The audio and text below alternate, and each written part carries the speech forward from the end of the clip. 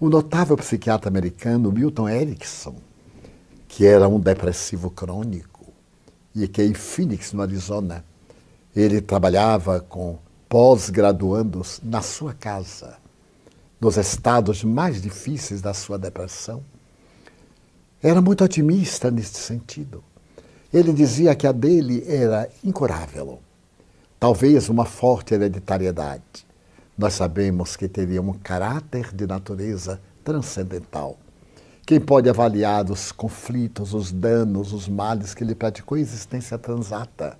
Ele não era espírita, embora talvez fosse até espiritualista, pela maneira como ele tratava os pacientes. Ele narra uma das suas experiências que a mim me parece fascinante. Uma família muito rica convidou para visitar um membro desse mesmo clã, que era uma senhora viúva, numa depressão muito grave.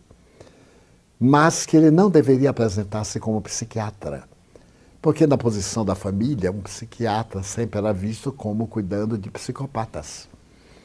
E eles gostariam de manter isso, ao que o Dr. Erickson reagiu, dizendo que ele não podia ser um farsante. Ele era psiquiatra e, se fosse atender a paciente, apresentar-se-ia como tal. Não tendo outra alternativa, os familiares concordaram. Ele foi visitá-la. Ela o recebeu na alcova, com todas aquelas características da depressão, o desânimo, o desencanto, o mal-estar, o estado distímico.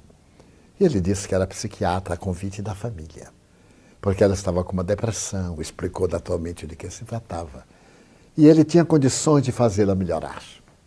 De início, ele gostaria que ela lhe permitisse visitar a casa, para ele ter uma ideia de como era a vida que ela levava. Ela anuiu. E ele sai com um dos funcionários e nota que a casa era toda cinza, pintada de cores muito tristes, o que denotava o estado emocional da própria paciente. Percorreu vários cômodos e, quando passou pela sala de refeições, ele percebeu que em cima de uma fruteira estavam muitos telegramas sem abrir, muitas cartas fechadas. E ele perguntou à funcionária: mas o que é isto? Ah, doutor, são convites que ela recebe, ela nem abre. São notícias, ela não abre, não tem ânimo, não se interessa. Ele foi adiante e depois da cozinha havia um pequeno jardim de inverno e ali violetas dos Alpes. Ela era colecionadora de violetas dos Alpes. Então o funcionário disse: é a única coisa que ela cuida. Ela somente se levanta para molhar uma vez que outra, ou para fazer uma muda, transplantar uma folha, da qual se origina um novo vaso. Ele retorna, conversa com ela e diz: muito bem. Ela pergunta: qual é o remédio que vai passar? Nenhum. A senhora não precisa de medicamento nenhum. Foi um grande prazer conhecê-la. Espero que a senhora se recupere. Ela ficou sem entender. E ele disse aos familiares: eu vou voltar lá para ter uma outra conversa. Dias depois ele voltou e disse: como passa? Ah, no mesmo, doutor. Eu venho aqui para dar-lhe um conselho. Apenas isto. A senhora é uma pessoa de alta importância em nossa sociedade.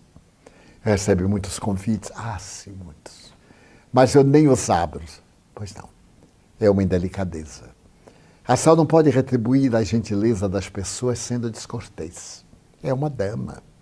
Tem compromissos sociais e humanos. Quando receber um convite, a senhora abra-o. E tenha a gentileza de mandar um vaso de violetas. É um presente tão importante. A senhora gosta delas, as pessoas vão ficar gratificadas. E não lhe custa nada. Ela disse: bem, poderei fazer isto. Ele despediu-se novamente, dirigiu-se à família e esclareceu. Mandem todos os convites possíveis. Peçam amigos, a vizinhos, que mandem convites para aniversário, para bodas, para festas. E ela começou a receber os convites, abria e foi mandando os vasos de violetas. À medida que sucediam os dias, claro, o jardim quase desapareceu.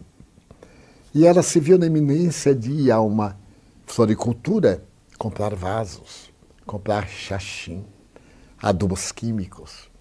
E então já levantava mais de uma vez para fazer novas mudas. E assim foi. Libertou-se da depressão. Porque saía da cama para cuidar do jardim, para mandar os vasos.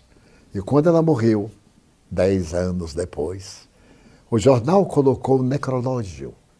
A Dama das Violetas deixa um grande legado para todos nós.